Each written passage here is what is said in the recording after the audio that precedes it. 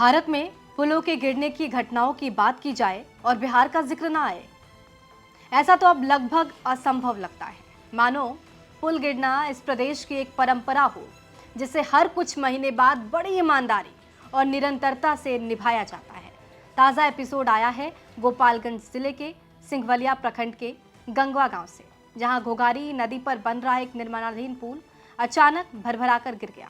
लगभग 29 मीटर लंबा ये पुल करीब 2,89,21,000 रुपए की कीमत से बन रहा था, लेकिन ढलाई के दौरान ही ये पुल इस अंदाज में गिरा जैसे इसे अचानक एहसास हो गया है कि इतने में क्या टिकाऊ बनूंगा। शुक्र इस बात का है कि पास में कोई मजदूर नहीं था, वरना इसके ढहने की घटना में बड़ी दुर्घटना हो सकती थी।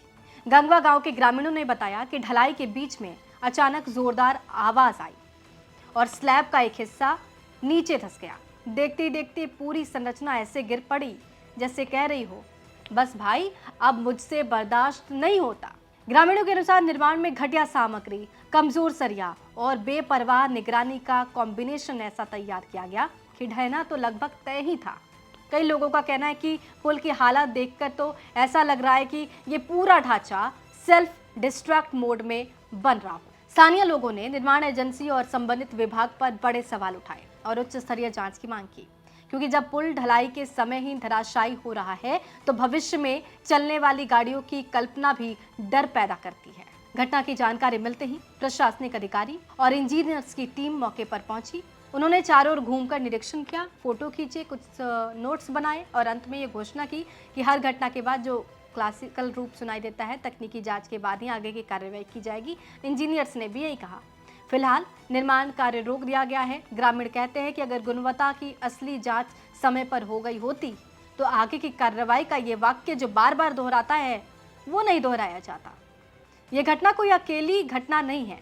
बिहार में पुलों के गिरने की एक लंबी और स्थिर परंपरा है जो हर कुछ महीनों में देश भर की सुर्खियों में जगह बना लेती है। मसलन 4 जून 2023 भागलपुर सुल्तानगंज जगवानी घाट पुल का एक हिस्सा गंगा नदी में गिर गया।